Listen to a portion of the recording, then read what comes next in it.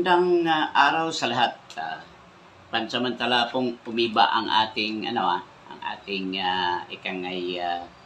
paksa ngayon. Paksa muna tayo ng politika at saka mamamahayag, Dahil para bang may banta na kaming mga mamamahayag sa nangyayari ngayong panahon na to, no? Itong banta na to, napakadelikado para sa aming mamamahayag, Kaya nga, banta ito sa karamihan po sa mga mamamahayag sa buong bansa, Matatandaan nyo, ito ay bumabalik ata mga pangyayari noong tatlong dekada ng nakaraan. So, way back 1972. Apat na dekada na pala ang nakaraan. Back 1972 anong nangyari nun? Yung idiniklara ng dating Pangulong Ferdinand Edrelin Marcos, si Apo Lakay, ang martial law sa buong Pilipinas. Yun din ang huling pagkakataon na ang kalayaan ng mamamahayag ay binusulan. Tinanggalan ang karapatan.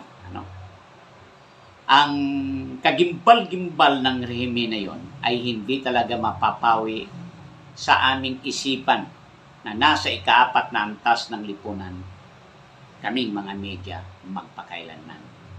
Ang mga dyaryo, ipinakandado ito ni Mr. Hans Mincy. Yung mga veterano yan na mamamayag, matatandaan nila kung sino ito si Hans Mincy. Siya po ang itinilaga ni dating Pangulong Marcos na pangunahan po ang grupo ng Philippine Council for Print and Media. Yan. So siya yung Pangulo doon, hindi mabibilang na mga kawani ang kawani ng dyaryo, radyo at television ang nawala ng trabaho dahil dito, maniwala po kayo. Dahil sa pagkursunada lang na mga ilang tuta ng Marcos na kontrolin ang media. Dito nga sa lungsod ng Davao, matatandaan pa, tinipon ito. Pumila ang mga media sa headquarter ng Philippine Constabulary upang kunan ng tamarks at binantaan pa umano ang mga media noon na ipakulong o makukulong at maaresto ang sino mang lalabag. Naku po, matindi ngayon. Tumalon tayo sa 2023. Noon yun, 1972. Dito tayo ngayon sa 1973. Kumustahin natin? Sa panahon na tayo ay nasa panahon na ng internet, nagkakaugnay na tayo sa lahat ng worldwide website. Sa ilalim po ito ng pamumuno ng anak na si Ferdinand Bongbong Marcos Jr. Muli ba nating masaksiyan ito? Para bang muling mabubuhay ang panggigipit sa mga mamamahayag, may sa pamamagitan ng Kongreso, hindi na sa Philippine Constabulary, kundi sa Kongreso na. Isa na nga dito na ating pong naaamoy, naramdaman ay ang pagbabantang suspindihin, sarhan ang SMNI. Sa kasalukuyan, nakakulong po yung aming mga kasamahan sa media. Sila Jeffrey Kaorek Celis at Doktora Lorin Baduy. Sila po yung nakakulong dahil mga journalist ito ng SMNI, Dahil hindi ako trabahante ng SMNI. Kasama namin sila sa media. Kasama namin bilang mamamahayag. Pagpapaano lang, nakulong lang sila dahil sa pagpapahayag ng opinyon. Pagtatanong lang. Yan ang ginawa nila Tatanong lang. Kahit na i-review nyo yung video, nire-review ko nga, nagtatanong lang si Kaorek at saka si Doktora Baduy. Hindi ito conclusion na pag-opinion. Nagtatanong lang sila. Pero anong ginawa? Ayun, kinustudya, diniten ng Kongreso. Ang nasabing broadcasting o nasabing mga broadcast journalists ay sila po yung katuwang ng LCAC na siyang kasangkapan ng Armed Forces of the Philippines sa matagumpay na paglaban sa mga komunismo at terorismo.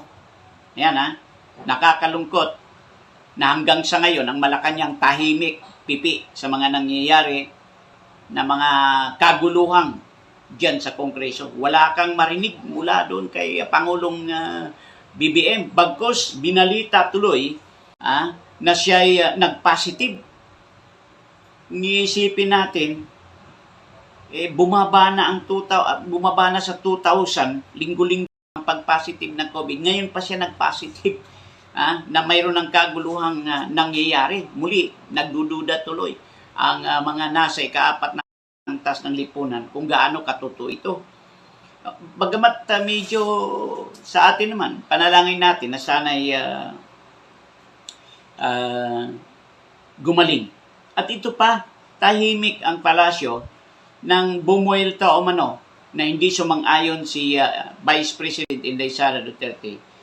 Mr. President, the government's statement with the NDFP in Oslo was an agreement with the devil. Napatunayan na natin sa kasaysayan na hindi sila seryoso at wala silang sinseridad sa usaping pangkapayapaan. Sa gaganaping pagbukas muli ng peace talk at pagbigay ng amnestiya sa mga armadang mandirigma dun sa kabila o kalaban ng ating gobyerno. Ayaw na ayaw ni Inday ito kasi naramdaman niya. Pakinggan niyo yung sinasabi ni Inday. Ito pa, nagdududa tuloy ako 10 ng aking mga kasamahan. Ito'y maagang pamasko para sa mga terorismo. Ang pangsang-ayon ng Kongreso doon sa peace talk na yun na gagawin. Talagang nakakabahala ang mga nangyayari. Tila ba dumarami na ang tambalustos diyan sa sa Kongreso. Totoo kaya to? Ganitong mga nangyayari ay mananatiling tahimik si Pangulong BBM. Wala man lang wala siyang statement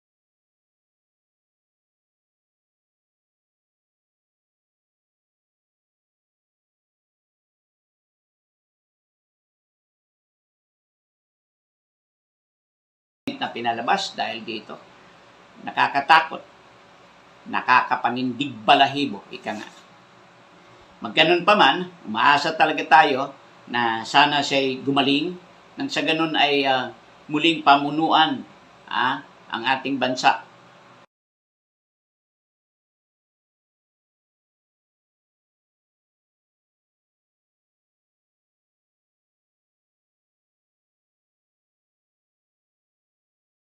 Hindi na lulugmok sana. Yan po ang ating panalangin dahil nakakatakot po ang nangyayari. Hindi ba kayo nagtaka nun? Sa sunod-sunod na mga pangyayaring sakuna,